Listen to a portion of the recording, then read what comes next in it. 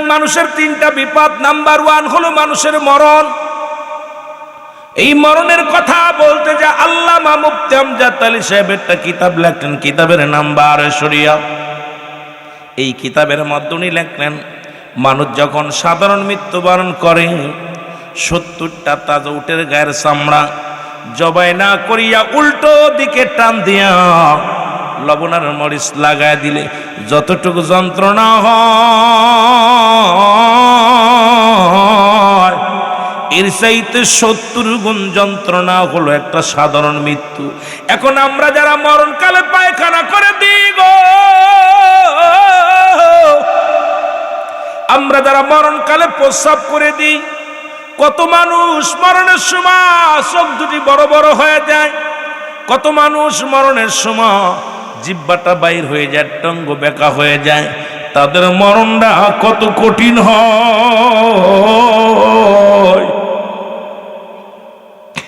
আল্লাহ আল্লাহ, 1 নম্বর বিপদ হলো মরণ। এই মরণ থেকে পালানোর কোনো পথ নাই, মরণ থেকে বাঁচার কোনো উপায় নাই, উপায় নাই রে ও ভাই, উপায় নাই রে, উপায় নাই। মরণ থেকে পালাবার সুযোগ নাই। এ আমার ভাইরা, আমার বন্ধুরা, আমার আদম আলাইহিস সালাম থেকে শুরু করে এই পৃথিবীর মধ্যে যত পয়গম্বর আছে গো, প্রত্যেকেরই মরণের পেয়ালা পান করা লাগছে, বাঁচার কোনো পথ নাই। ও আমার বাবারা, শুনে নাও, শুনে নাও, একটু দিলের কান্ডা লাগা শুনে নাও। সহজ মৃত্যু যদি এত কঠিন হয়, আহারে মরণ, এই কঠিন মরণটা কেমনে হয়? দেখা যায় মরণের পরে নাক দিয়ে রক্ত ঝরে, কান দিয়ে রক্ত পড়ে, চোখটা লাল হয়ে যায়, রক্ত জমাট হয়ে যায়, পায়খানা প্রস্রাব পর্যন্ত করে দেয়। এই মানুষগুলোর কত কষ্ট করে মরণ হয়। ও আমার বাজানেরা, মৃত্যু পথে যাত্রীর একটু খেয়াল করবেন, কত কষ্ট করে রুটা বাইর হয়। তবে ইমানদারের রুটা বাইর হয় আটা গোলায় খামির বানাইয়া, এই খামিরের মধ্যে যদি একটা চুল পড়ে, টানতে যেমন অনাসে বাইর হয়ে যায়, ইমানদারের মৃত্যুটা তেমনি হয়। ইমান আর মুনাফিকদের মৃত্যু আলাদা রে মুসলমান, শুনে নাও। জান্নাতীদের মৃত্যু একরকম, জাহান্নামীদের মৃত্যু একরকম। জান্নাতীদের কাছে যখন আজরাইল আলাইহিস সালাম আগমন করেন, সালাম দেয়, আসসালামু আলাইকুম। ও ভাই মুসলমান দুলা মিয়া সাহেব, শুনে নাও, শুনে নাও। ওয়ালাইকুম আসসালাম। তুমি কে গো? আমি আজরাইল। কেন আসছো? আপনার হুটা নেওয়ার জন্য আসি। এবার ইমানদার যদি হয়, ইমানদার বলবে, তুমি আমার রুহটা নিবা। আমার রব্বে কারিমের পাগল, আমি আমার রসুলের পাগল ছিলাম। ডাকতে বলে, রব্বে কারিম আমাকে হুকুম দিছে আপনার রুহটা নিয়ে যাওয়ার জন্যে। এবার মুসলমান শুনে নাও, শুনে নাও, এরা দুলা মিয়া ডাকতে বলবে, আজরাইল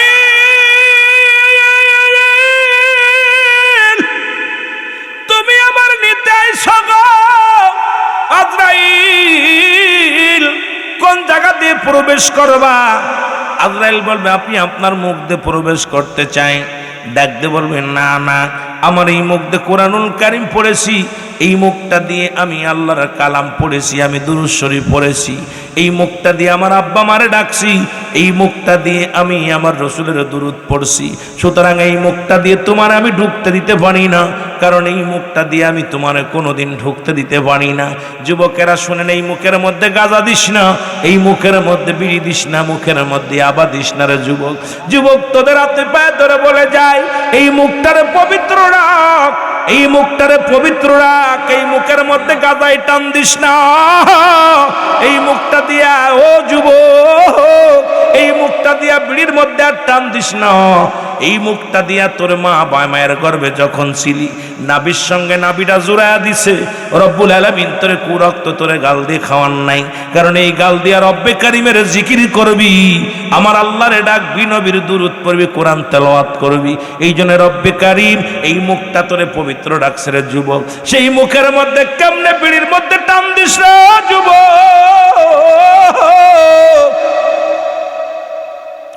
এই মুখ দিয়া কেমনে মুখের মধ্যে গাঁজাগুলি দাও, এই মুখের মধ্যে কেমনি আবা দাও, এই মুখটা দিয়া কেমনে ও যুবক কেমনে তুমি মিথ্যা কথা বলো, এই মুখ দিয়ে ফাইসা কথা বলো, এই মুখ দিয়ে কাউকে গালি দাও।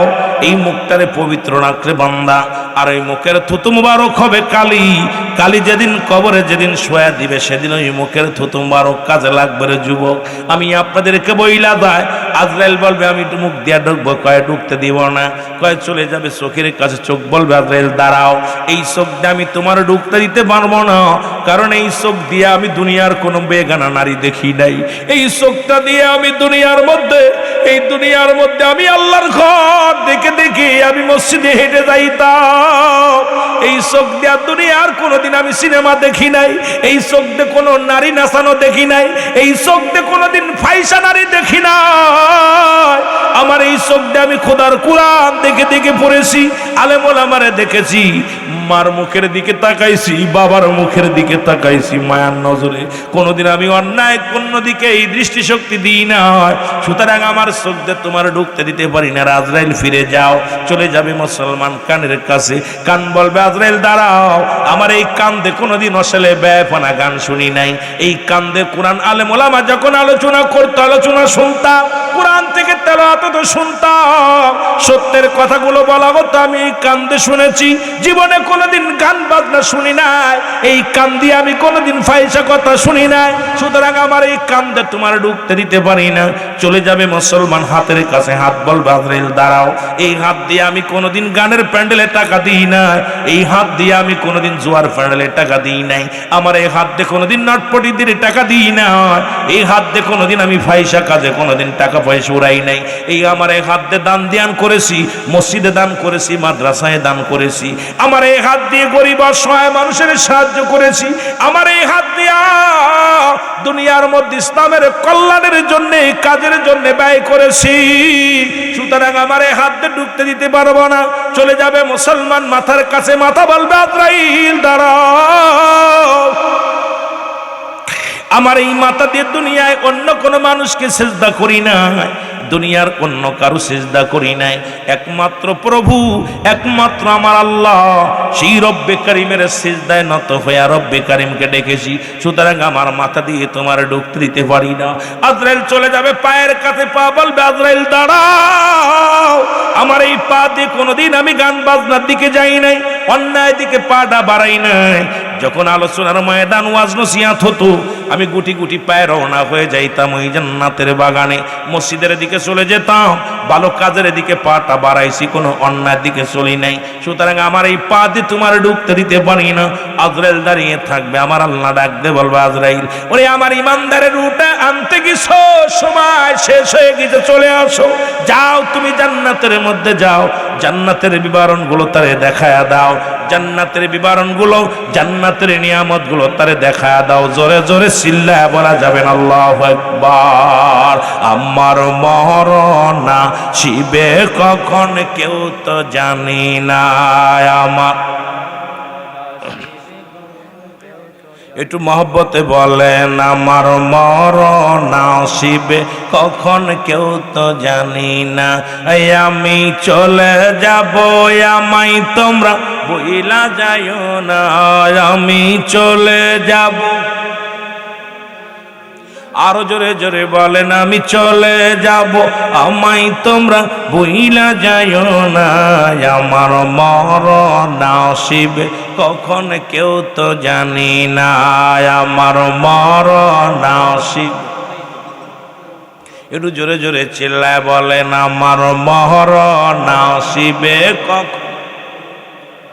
টাকা পয়সা দালান কোটা যাহা করেছি সব কিছু ফেলাইয়া যাচ্ছি একাই চলেছি রে, আমি সব কিছু ফেলাইয়া যাচ্ছি একাই চলেছি, আমি যাবার বেলায় ভেবে দেখি আমার কেহ নাই, আমি যাবার বেলায় ভেবে দেখি, আরো জোরে বলেন যাবার বেলায় ভেবে দেখি আমার কেহ নাই, আমার মরণ আসিবে, ডানে বামে মাটি আমার মাটির বিছানা ডানে এ বাজারের জোরে জোরে বলো ডানে বামে মাটি আমার মাটির বিছানা ডানে এই পৃথিবী চিরদিন থাকার জায়গা নয় কুল্লু মান আলাইহা ফান সব শেষ করে দিবে কে এই পৃথিবী চিরদিন থাকার জায়গা নয় অন্ধকার কবর যে তোমার আসল ঠিকানা রে মানুষ অন্ধকার কবর যে তোমার আরো জোরে বলেন এই পৃথিবী চিরদিন থাকার জায়গা নয় অন্ধকার কবর যে তোমার আসল ঠিকানা ডানে বামে মাটি আমার মাটির বিছানা ডানে আয় হায় ডানে বামে মাটি এ দুনিয়ার মুসলমান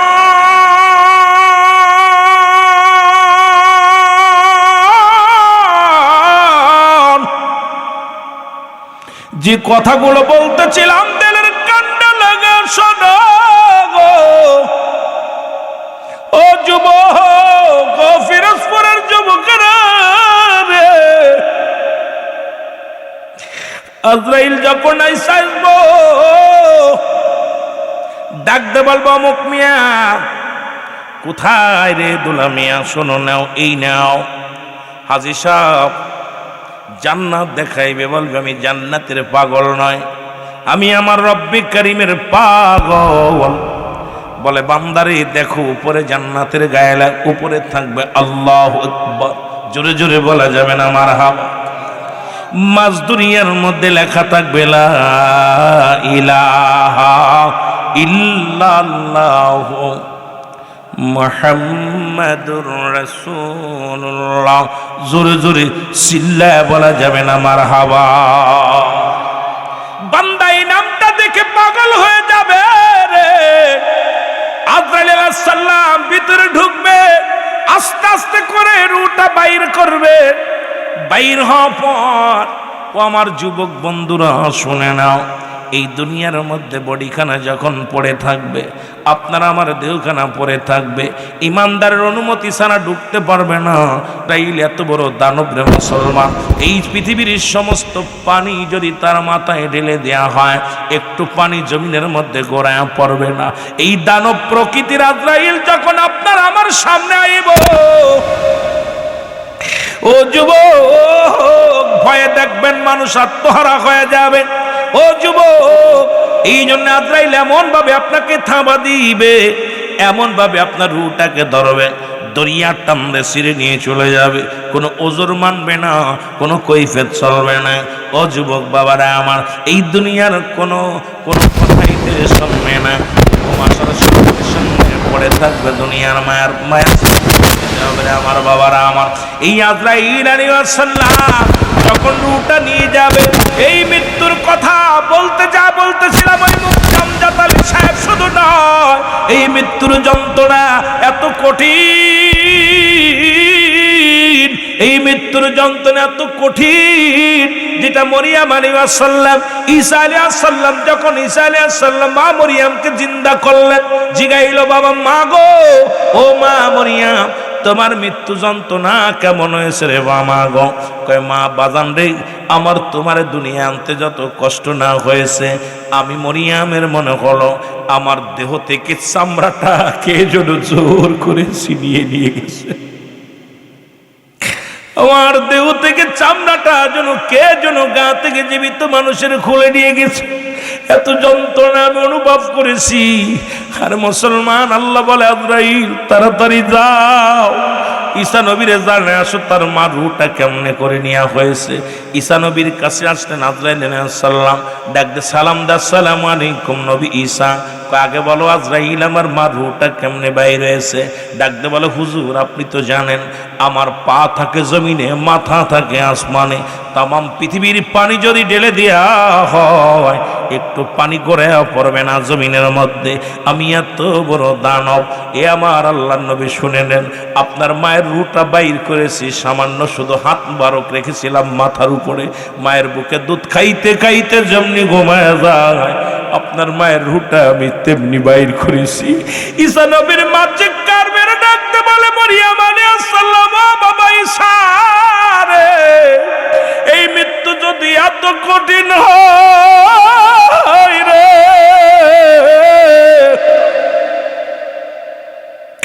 এই মৃত্যু যদি এত কঠিন হয়, কঠিন মৃত্যুটা কত কঠিন হয় ও আমার আল্লাহ, প্রত্যেকটা মানুষেরই মরণের পেয়ালা পান করা লাগবে। বাঁচার কোনো পথ নাই, বাঁচার মতো কোনো ওষুধ নাই। আজ পর্যন্ত যত নবী রাসূল গাউস কুতুব আছে, ফিরআউন নমরুদ কারণ যারা খোদাই দাবি করেছে সবাই আল্লাহ দুনিয়া থেকে নিয়ে গেছেন। আমাকেও কোন দিন যেন ডাক এসে যাবে এই দুনিয়ার মায়া ছেড়ে আমাকেও চলে যেতে হবে। একমাত্র স্রষ্টার মৃত্যু নাই, সৃষ্টির মৃত্যু আছে। যেহেতু সৃষ্টিকুলে আমরা দুনিয়ার মধ্যে আগমন করেছি, এই মরণের পেয়ালা পান করতেই হবে, এর মধ্যে কোনো সন্দেহ নাই। ধরে বলেন ঠিক কিনা? আমার মরণ আসিবে কখন কেউ তো জানি না। আমার আরো জোরে জোরে চিল্লায় বলেন আমার মরণ আসিবে কখন। এই আমি চলে যাব, আমায় তোমরা বইলা যাইও না, আমি চলে যাব। আরো জোরে বলেন আমি চলে যাব, আমায় তোমরা না, আমার মরণ আসিবে কখন কেউ তো জানি না, আমার মরণ। টাকা পয়সা দালান কোটা যাহা করেছি সব কিছু ফেলাইয়া আজি একাই চলেছি রে, আমি সব কিছু ফেলাইয়া আজি একাই চলেছি। আমি যাবার কালে ভেবে দেখি আমার কেহ নাই, আমি যাবার কালে ভেবে দেখি আমার কেহ নাই, আমার মরণ আসিবে কখন কেউ তো জানি না। ডানে বামে মাটি, আমার মাটির বিছানা, ডানে বামে মাটি। এরে মুসলমান, কার জন্য তুমি সুদ খাও? কার জন্য তুমি ঘুষ খাও? ও যুবক, কার জন্য তুমি অন্যায় করো? কার জন্য ব্যভিচার করো? এই দুনিয়ার কেউ তোমার নয়, তোমার নয়। ওই যে বললাম কুল্লু মান আলাইহা ফান, আল্লাহ কয় বান্দারে এই জমিনটা আমি সব শেষ করে দিব, এই জমিনের মধ্যে যা কিছু আছে আমি আল্লাহ চূর্ণ বিচ্ছিন্ন করে দিব, এই জমিনের মাটিগুলো পুরো আমি তামা বানায়া দিব।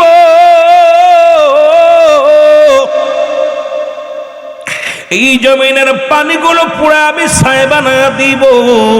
যেদিন কিচ্ছু বলতে কিচ্ছু থাকবে না, সেদিন থাকবো শুধু আমি আল্লাহ, গোলামি করব কার? আর একটু আসতে কবেননি, গোলামি করব কার? হুকুম মানব কার? কারণ এই দুনিয়ার মধ্যে আসার আগে সমস্ত রুহের জগৎকে নিয়ে রব্বি করিম ডাক দে বলেছিল আলাস্তু বিরব্বিকুম, আমি কি তোমাদের রব নয়? আমি কি তোমাদের প্রভু নয়? সবাই বলেছিলাম কালু বালা, স্বীকার করলাম আপনি আমাদের রব, আপনি আমাদের মালিক। সুতরাং সবাই তো স্বীকার করলাম আপনি আমাদের প্রভু, আপনি আমাদের মালিক। যদি মালিক মেনে আসো, মালিকের কাজ যদি না করো বেতন পাওয়া সম্ভব নয়। মালিকের কর্মচারী হইয়া মালিকের বিরোধিতা করো, যুবক যুবক, তুমি ওই মালিকের সঙ্গে নাফরমানি করো। করো, মালিকের সঙ্গে বিদ্রোহী করো, ওই মালিকের হুকুম না মানিয়া তোমার মন গড়া মতো চলো, অথচ মালিককে কথা দিয়েছো আপনি আমার রব, আপনি আমার মালিক, আপনি আমার খোদা। এই দুনিয়ার ভিতরাইয়া সেই মালিকের অবাধ্য হইয়া তুমি যদি চলো, খোদার কসম, খোদার কসম, তোমার জন্য জাহান্নাম হবে ঠিকানা। আল্লাহ কয়েকটা নয়, দুটি নয়, আমি আল্লাহ প্রস্তুতি করে রাখলাম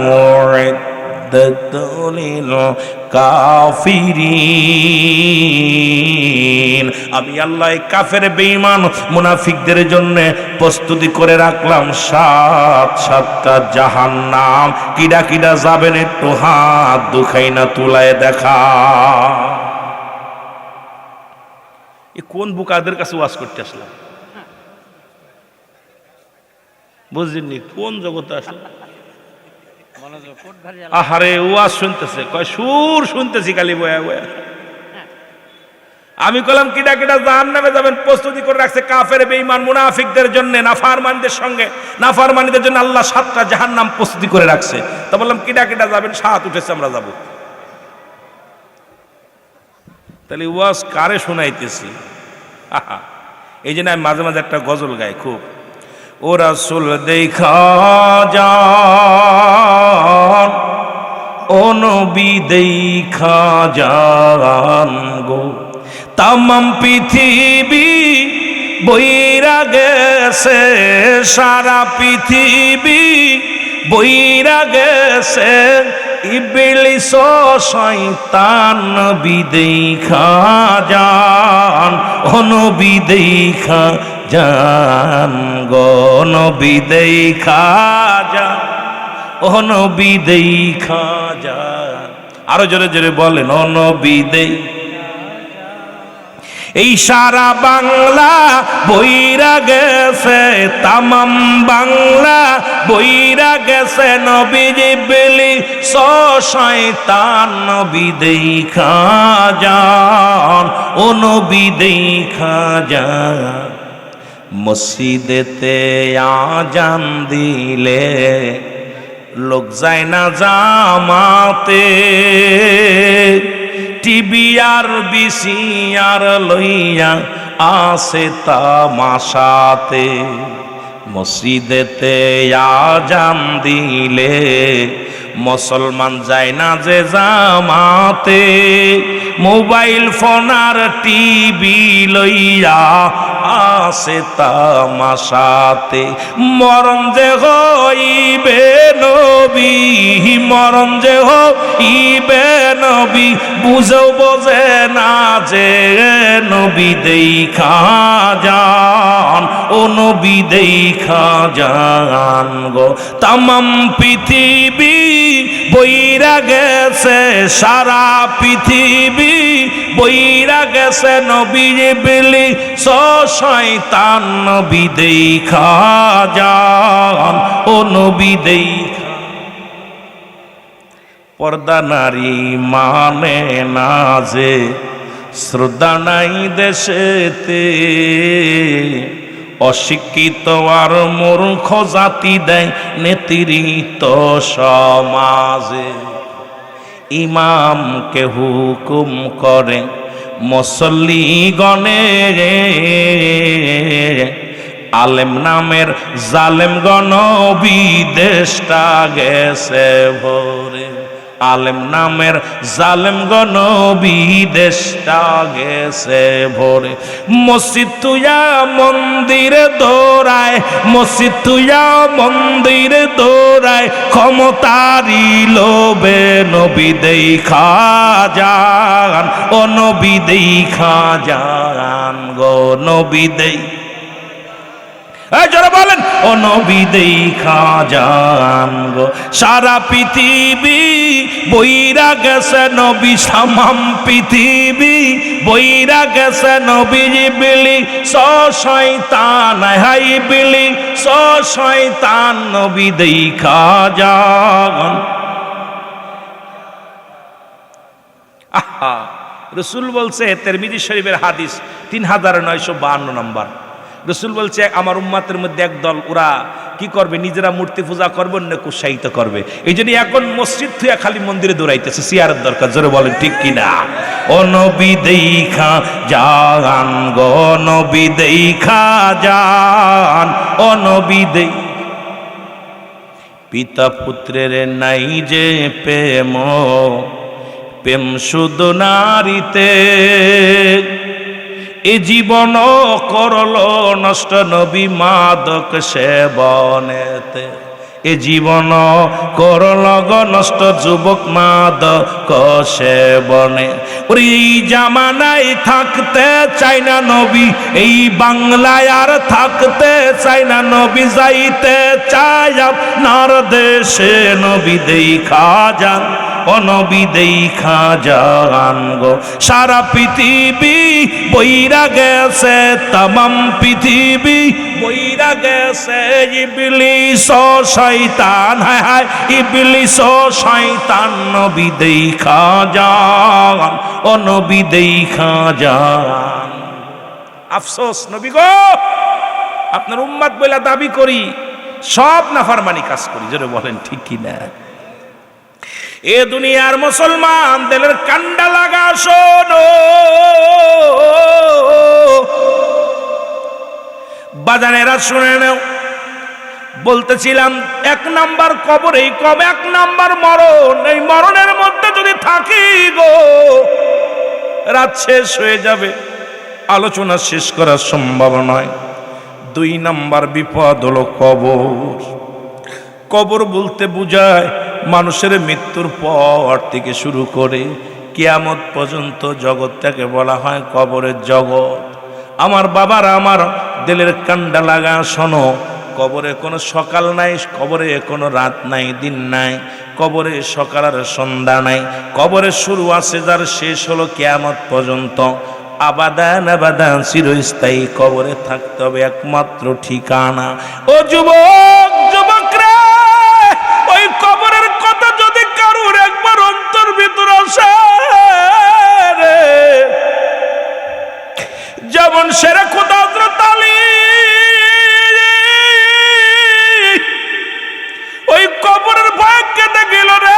একদিন রাস্তা দিয়ে যায়, হঠাৎ এক বালকের সঙ্গে ধাক্কা লেগে বালকের হাত থেকে তেল পড়ে যায়। বালক ডাকতে বলে, নেতা তুমি আমার তেল ফেলে দিছো, তেলটা দাও। কই বালক, তেল পড়ে গেছে, তুই আমার চিনোস? আপনি কে? কই মক্কা মদিনার মানুষ জানে আমি শেরে খোদা হযরত আলী। আমার নাম শুনলে সবাই দূরে পালায়, শয়তান সে রাস্তাতে যায় না। তুই আমার সঙ্গে তর্ক করিস? কই তুমি শেরে খোদা হও আর যে খোদা হও, এটা দেওয়ার সময় নেই। আমার তেল ফেলে দিছো, তেল দিতে হবে, এটা আমার মার আমানত। সুবহানাল্লাহ বলেন না? আরো জোরে কইতে নিরে, আমার তেলের বোতলটা ফেলে দিচ্ছেন, তেল দেন, আমার আম্মা রান্না করবে, তেল দিতে হইব। আলী গো বেড়াই, তোমার চিনস? তুমি কে? তোমার চিনার সময় আছে আমার মার আমানত। সুবহানাল্লাহ কইতে নি? কার আমানত? মার আমানত। মা দিছে তেল আনতে, তেল দিয়ে দাসি মা জন্যই রান্না করবে, তেলটা দাও। আমার তেল না দিলে তোমার সারণ নাই, তেল দাও। আলী কয় তেল পাবো কই? বালুর মধ্যে পড়ছে, বালিতে বালিটা খায়া ফেলছে, তেলটারে খায়া ফেলছে, এটা কেমনে দিব? কই এটা শুনতাম না, তেল দেন, তেলটা দিয়ে যান। তো শেরে খোদা হযরত আলী বালুগুলো হাতের মধ্যে নিয়ে এরম একটা সাগন মারছে, সব তেল ছেড়া দিছে বালুতে। ছেড়া দিলে তেলটা বোতলের মধ্যে নিয়ে বালক হাসতে হাসতে বলে, আলী তোমাকে ধন্যবাদ, আমি আমার মায়ের তেলটা যদি না নিতাম মায়ের ওয়াদা পুরো করতে পারতাম না, মার সঙ্গে আমি 2 নাম্বার হয়ে যেতাম। আমার মার তেলটা তুমি ফেরত দিছো, আমি তোমার ধন্যবাদ জানাই, রওনা হয়ে দিছে। সুবহানাল্লাহ বলেন না?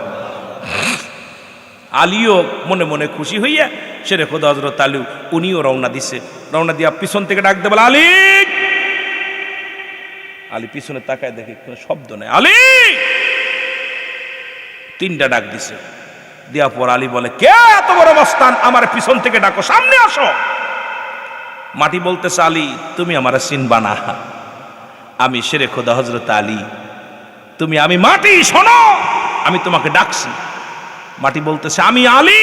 আলী শোনো, আমি মাটি। আলী বলে, কি হয়েছে বলো?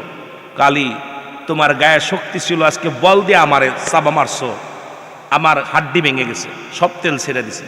তুমিও মনে রাখো, বেশি দিন দেরি নয়, আমার ভিতরে আসবা, আমি তখন এমন একটা চাপ দিব, সেদিন তোমার হাড্ডিগুলো ভেঙে যাবে। আল্লাহু আকবার বলেন।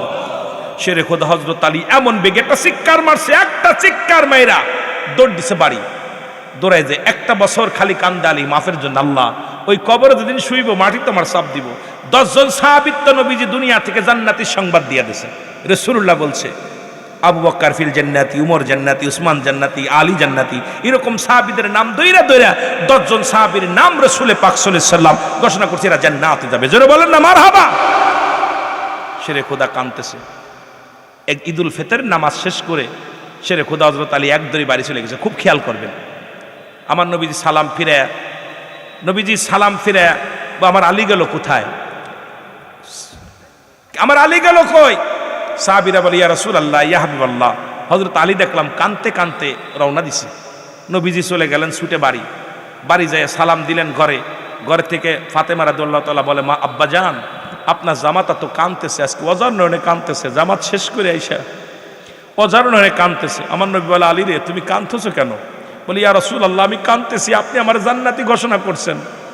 ইয়া রাসূলুল্লাহ আপনি তো আমাকে জান্নাতের সংবাদ দিছেন, কিন্তু ওই মাটি যে আমার সঙ্গে কথা বলছে, মাটি আমার হাড্ডি গুড্ডি ভেঙে ফেলবে। বলে কি বলতে চাও? বলি ইয়া রাসূলুল্লাহ একদিন আমি মাটিকে চাপ দিয়েছিলাম, মাটি চাপ খায় তার হাড্ডি ভেঙে গেছে। মাটি আমাকে বলেছিল, আলী তুমি আমার ভিতরে যেদিন আসবা আমিও তোমাকে দেখে নিব। ইয়া রাসূলুল্লাহ আজকে ঈদের দিনও তো আমি আজ পর্যন্ত সংবাদ শুনতে পাইলাম না, একটা বছর পার হয়ে গেল। ওই মাটি যে আমারে ক্ষমা করবে, আমার তো ভিতরে যেতে হবে, ওই মাটির ভিতরে যেতে হবে। ওই মাটি যেদিন আমার সঙ্গে দুর্ব্যবহার করবে, ইয়া রাসূলুল্লাহ আপনি তোমাকে জান্নাতের সংবাদ দিয়েছেন, কিন্তু ওই কবর থেকে আমি কেমনে রক্ষা পাবো? ওই মাটি তো আমার ছাড়বে না। আমার নবীজি আর শেরে খোদা হযরত আলীর জন্য দোয়া করলেন, হযরত আলী রাদিয়াল্লাহু তাআলার জন্য দোয়া করলেন। আর আলীর চোখের পানি এমন ভাবে অজার নয়নে ঝরেছিল, মাটি থেকে আওয়াজ আসে, আলী তোমার কান্না, দীর্ঘ একটা বছর ভরে কেঁদেছো, আমি মাটি তোমাকে ক্ষমা করে দিলাম। জোরে বলা যাবে না মারহাবা। কিন্তু এই জমিন ছাড়বে না আপনার পচা ঘুষখোর, সুদখোর, গাঁজাখোর, মদখোর, নারীখোর, যে খোরই হোক, মাটি কিন্তু কাউকে ছাড়বে না। বলবে না যে আমার ভিতর আসিস না, বলবেন এই তুই গাঁজাখোর আসিস না, তুই মদখোর আসিস না। কারণ পৃথিবী এই মাটি সব কিছু গ্রহণ করে, পচা গলা কুয়ে সব কিছু ভালা মন্দ সব নিতেছে। কিন্তু এই কবরে কেমনে থাকবো একটা রাত? একির কত প্রকার কি জিকির, কত প্রকার কি উদাহরণ সহ যদি কেউ বলতে পারো মুসলমান, আমি মাঝেই বলি তারে বকশিশ দেওয়া হবে। সর্বনাই তাবলিগ, আমলিগ, বিএনপি, জামাত, যত শ্রেণীর মানুষ আছেন বাবারা আমার খুব খেয়াল করবেন। জিকির শব্দের অর্থ হলো স্মরণ করা, আল্লাহকে স্মরণ করা। জিকির হলো দুভাগে বিভক্ত, একটা হলো জাহিরি, একটা হলো বাতিনি। যেহেতু জিকির করে শুরু করেছে আলোচনা, একটু বোঝায় না দিয়ে গেলে আপনাদের বিভ্রান্তির মধ্যে পড়ে যাবেন মুসলমান বাবারা আমার। একটা হলো জাহিরি জিকির, যেটা স্পষ্ট জিকির, আল্লাহ আল্লাহ আল্লাহ। বাতিনি জিকিরটা হলো চুপে চুপে জিকির। ও যুবক, দেখা যায় মসজিদের কোণে বইয়া, ঘরের মধ্যে বইয়া টুকটুক করে জিকির করা হয়, চুপে চুপে জিকির করা হয়। এই বাতিল জিকিরটা আবার দুভাগে বিভক্ত, একটা হলো ঠোঁট বন্ধ জিহ্বা চালু, আর একটা ঠোঁট বন্ধ জিহ্বাও বন্ধ। মানব দেহের বাম দুধের নিচে একটা হাড়, হাড্ডি নিচে একটা গোস্ত, আরবিতে বলে কল্প, ইংলিশে বলে হার্ট, বাংলায় বলে হৃৎপিণ্ড। এটা যাদের পবিত্র, সমস্ত দেহ রাজ্য পবিত্র। এই কলব নামের বস্তুটা যদি পবিত্র হয়ে যায়, সমস্ত দেহর মধ্যে আল্লাহ আল্লাহ জিকিরে জারি হয়ে যায়। জোরে বলেন না মারহাবা। এই জন্য 6 লতিফা জানার দরকার। 6 লতিফা জানলে ওয়াজ শুনতে মজা লাগে। আলোচনার মধ্যে এই লতিফাগুলো কার কোথায় বাড়ি, কার কি চাহিদা, কথা বলছেনি, প্রত্যেকটা নফসের চাহিদা আছে। কোন নফসের কি চাহিদা, এই চাহিদাগুলো মানুষের বোঝানোর দরকার আগে। আমার বন্ধুগণ, আমার গভীর মনোযোগ। এই জন্য এই কলবের মধ্যে দেখেন, যাদের জিকির জারি হয়ে গেছে, কলব যাদের জিন্দা হয়ে গেছে, তার অঙ্গ প্রত্যঙ্গ রব্বে কারিমের জন্য পাগল হয়ে গেছে। এই জিকির আবার কিতাবের ভাষায় 4 ভাগে বিভক্ত। মুসলমান শুনে নেন, তিরমিজি শরীফের 2য় খণ্ড 175 নম্বর পৃষ্ঠা। যদি কারোর বাড়ি কিতাব থাকে মিলায় আনিবেন। এতদিন জিকির করেছেন, আল্লাহ আল্লাহর জিকির না গো না। এই জিকিরটার নাম হলো ইসমে জাতের জিকির। জোরে জোরে চিল্লায় বলা যাবে না মারহাবা। এখন চরমো আগেই বললাম, চরমোনা, মানিকগঞ্জ, সারসিনা, ফুরপুরা শরীফ, দেওয়ানবাগ, বান্ডারি, তাবলিগ, আমলিগ, জিকিরটাকে জানতে হবে, তারপরে ব্যঙ্গ করতে হবে। জিকির কোনো বাবার নয়, জিকির কোনো পীরের নয়, জিকির কোনো মৌলবীর নয়, জিকির কোনো আলেম সাহেবের নয়, জিকির হলো আমার আল্লাহর। জোরে বলেন ঠিক কিনা? আর একটু জোরে বলেন। এই যে এতদিন দেখেন আল্লাহ আল্লাহ জিকিরের না, এই জিকিরটার নাম হলো ইসমে জাতের জিকির। আল্লাহ আল্লাহ আল্লাহ। আলহামদুলিল্লাহ বলেন। বাইহাকি শুআইবুল ঈমানের প্রথম খণ্ড 337 338 নাম্বার পৃষ্ঠা। দলিলগুলো নিয়ে যাবেন, আগে পৃষ্ঠাগুলো গণবেন। এই কিতাবের মধ্যে এতদিন জিকির করেছেন মুসলমান 337 338 নাম্বার পৃষ্ঠার মধ্যে এতদিন জিকির করেছেন কালেমার জিকির। নো, কালেমার জিকির নয়, এই জিকিরটার নাম হলো নাফি জাতের জিকির। লা ইলাহা ইল্লাল্লাহু মুহাম্মাদুর রাসূলুল্লাহ। খালি জিকির করছেন, নাম জানেন না, নামগুলো কয়া যায়। কারণ যেহেতু জিকির দিয়ে শুরু করছি, সব দিন তা জিকির করে শুরু করি না, যেহেতু করা শুরু করছি একটু কয়া দিই। কষ্ট পাচ্ছেন? কানজুল উম্মানের প্রথম খণ্ড 214 নাম্বার পৃষ্ঠা। আমি নাম্বার বলতেছি, কিতাবের নাম বলতেছি, না পাইলে অফেন্স চ্যালেঞ্জ, ভয়ের কোনো কারণ নাই। এতদিন জিকির করেছেন, তওবার জিকির। নো নো, এই জিকিরটার নাম হলো কুওয়াতের জিকির। লা হাওলা ওয়ালা কুওয়াতা ইল্লা বিল্লাহ। জোরে বলা যাবে না মারহাবা? আর একটু জোরে বলেন মারহাবা। ইবনে মাজার মধ্যে ৪৪ নম্বর জিকির সুবহানাল্লাহ আলহামদুলিল্লাহ লা ইলাহা। এখন আমরা কিতাব দ্বারা জিকির কেন? আমরা খালি সুন্নিরা খালি আল্লাহ আল্লাহ জিকির করি না, কালেমার জিকির করি, আল্লাহ আল্লাহ জিকির করি, সুবহানাল্লাহ জিকির করি, আলহামদুলিল্লাহ জিকির করি, কালেমার জিকির করি, সব জিকিরগুলো করি। আর সুন্নিরা এক কথায় বলতে পারি, আমরা কিতাবের বাইরে কোনো কিছু আমরা করি না। সুন্নিয়াতের যেগুলো বিধান আছে, ইসলামের বিধান যেগুলো আছে, এগুলো আমরা মেনে চলি।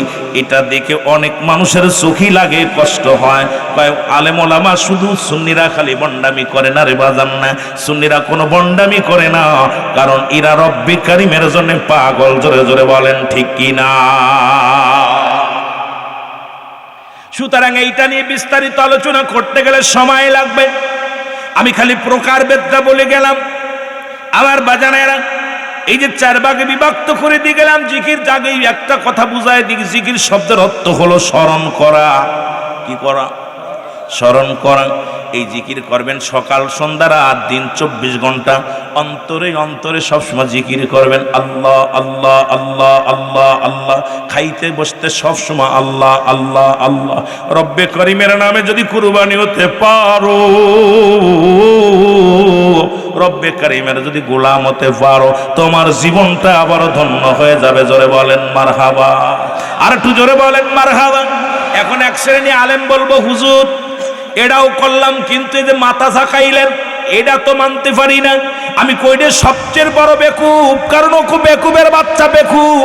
কারণ আল্লাহকে ডাকার সময় সবচেয়ে বেশি জিকির করে কোরআনের পাখিগুলো, যারা কোরআনুল কারীমের গোলাম, যারা কোরআনের হাফেজ। দেখুন, বিসমিল্লাহির রহমানির রহিম, ইন্নাল্লাযীনা ক্বালু রাব্বুনাল্লাহু সুম্মা ইসতাকামু তাতানাজ্জালুল মালাঈকাতু। আল্লাহ, ওরে বাবা রে বাবা, এত ঢুলা ঢুল চড়ে জিগাইবেন, ঢুললি কেন? এই তোরা, আমরা তো অল্প ঢুললাম আল্লাহ আল্লাহ কয়া, ওরে জিগাইবেন তুমি কেন মাথা জাকাইলা? ও বলবে আমি জাকাই নাই, কারণ কোরআন এমন একটা মধু, কোরআন এমন একটা জাদু, যে আল্লাহর কালাম যখন পড়ি কে যেন ঝুলিয়ে দেয়, কে যেন আমারে পাগল বানায়।